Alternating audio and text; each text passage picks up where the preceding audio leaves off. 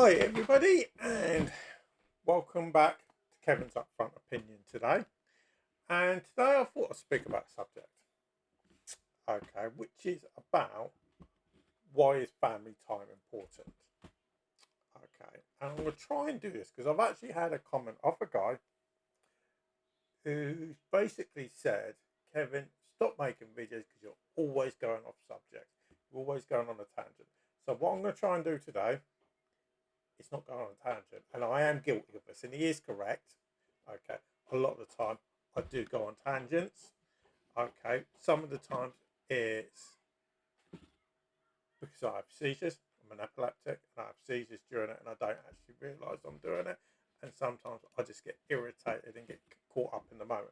So today I'm going to try not to do that. So when it comes to family, is family time actually important? And what you've got to take into account is that life moves fast. It moves really fast. And before you know it, okay, whether we like it or not, as parents, your kids are going to be grown up. They're going to have left secondary school. They're going to be going to college or university, and they're going to be leaving. And one of the most important things that we've got to do is make sure they have a happy and healthy life. So in this video, we're basically going to talk about why family time really matters and how it can shape the mental health and relationships for the future. And the reason I think this is important, my wife said this about me personally, is that's what I lacked as a child. I never had a well-balanced childhood. Some of it you could blame on my mother, some of it you could blame on my father, and some of it you can't. So that's the main thing at the time. So when we get into it, when life does get stressful, and it does get stressful, there's no hiding from it. The family is often the first place that you're going to turn to. So spending time together can help build trust, comfort, and understanding.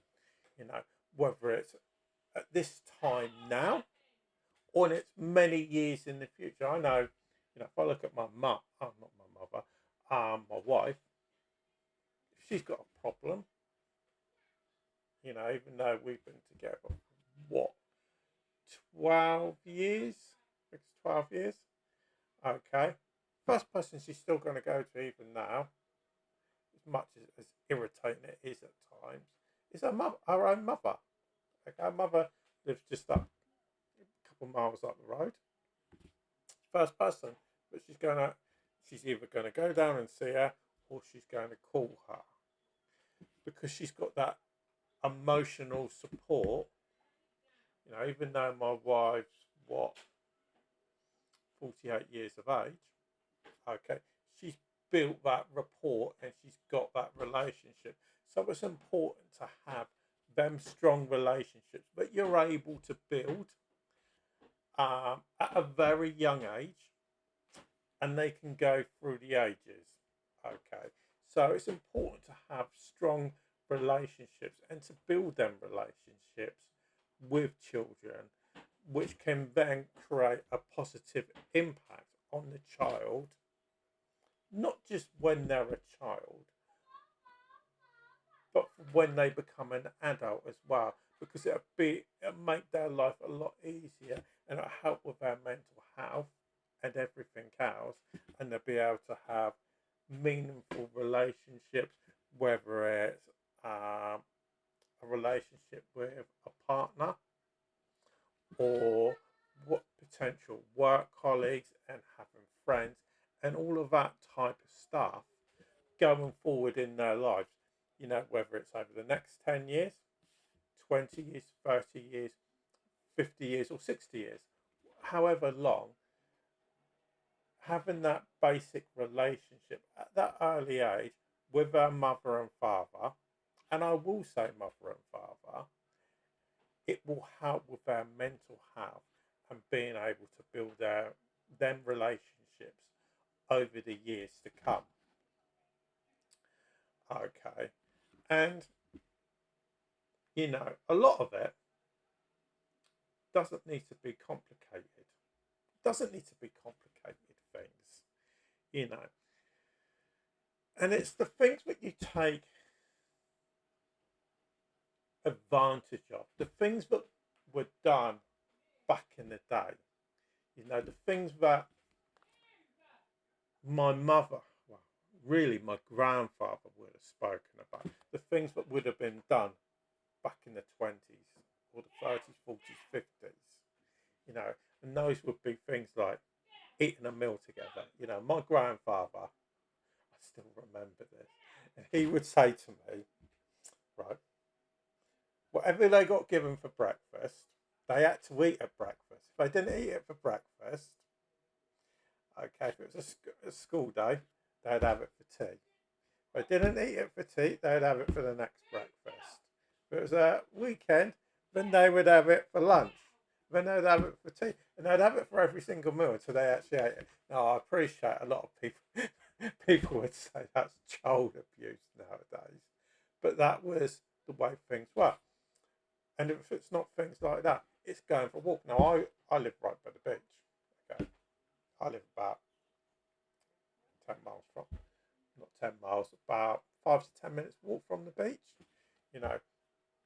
My way of dealing with mental health is just going down to the beach, sitting on the cobbles because it's stone beach at the end of the day, and just breathing in the sea air. So it's things like that, having conversations as a family, talking about how your day went. These are the things that people don't realistically do. Watching a film together or watching the TV together. I remember as a kid, everybody used to, you'd watch the 6 o'clock news together.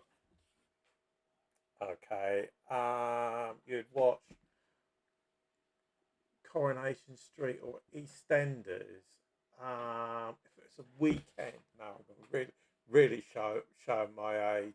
You would watch programs like Generation Game, Blankety Blank, all those types of programs. Them programs which go through the ages, but family-related programs that everybody could watch together and have a bit of a laugh. You maybe watch Casualty at the end of it because I think that was on around about 8, 9 o'clock, and then the kids would go to bed.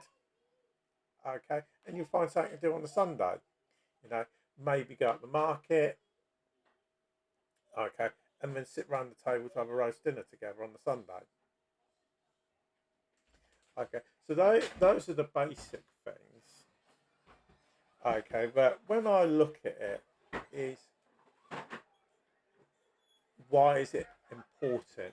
And the main thing is because of mental health, and as my son decides he wants to come into the room as well. Okay, so taking it into account, the main reason it is being able to build these relationships and teaching kids when they get a bit older. So let us know what you personally think in the comments down below.